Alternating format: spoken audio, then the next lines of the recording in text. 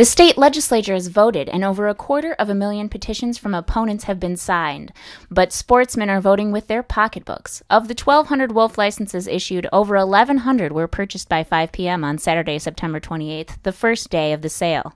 According to DNR wildlife biologist Brian Roll, this hunt is not designed to be recreational, but conflict-reducing, affecting only about 5% of the population. We will not be affecting enough of the population to actually change the actual population size. We're using this as another tool in our toolbox. It's one more thing we can use to help control the problems. So we're going to continue to do the non-lethal things, whether it be fencing, guard animals, hazing, those kinds of things. The DNR is setting the harvest limit at 43 wolves, out of a minimum estimate of 658 wolves total, with hunting limited to 3 distinct units of the UP.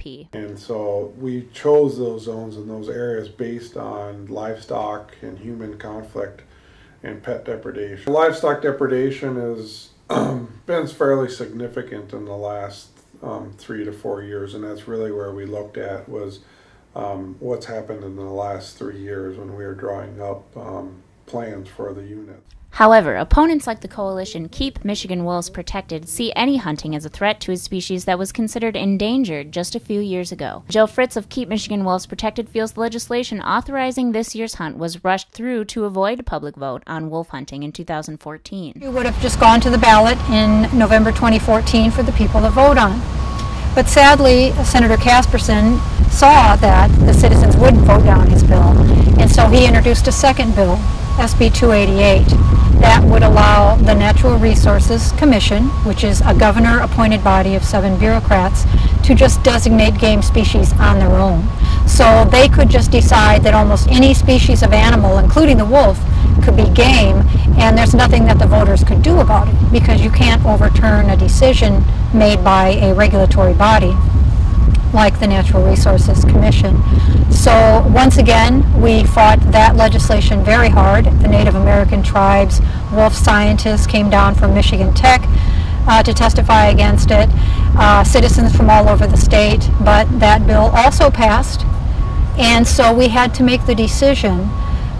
Were we going to stand by and let all of these voices of Michigan voters be silenced by this second legislation? And we decided we couldn't do that.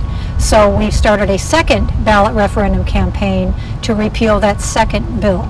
According to a recent poll by Marketing Resource Group and Mitchell Research and Communications, 67% of Michigan voters said they would support a limited hunt of wolves if they knew that in rural areas of the state, wolves were attacking livestock and pets and were posing a threat to people. However, there has never been a recorded wolf attack of a human in Michigan, and there are already laws and methods in place to take care of problem wolves when they present a threat to livestock or pets.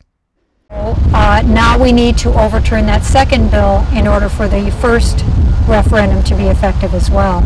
If the citizens vote down both bills in the November 2014 election, the wolf will return to non-game status and cannot be hunted or trapped for sport in Michigan.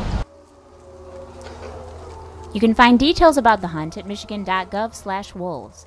You can also get involved and voice your opinion by contacting your state legislator or signing the petition to repeal Public Act 21 to put designation of game species in the hands of the voters.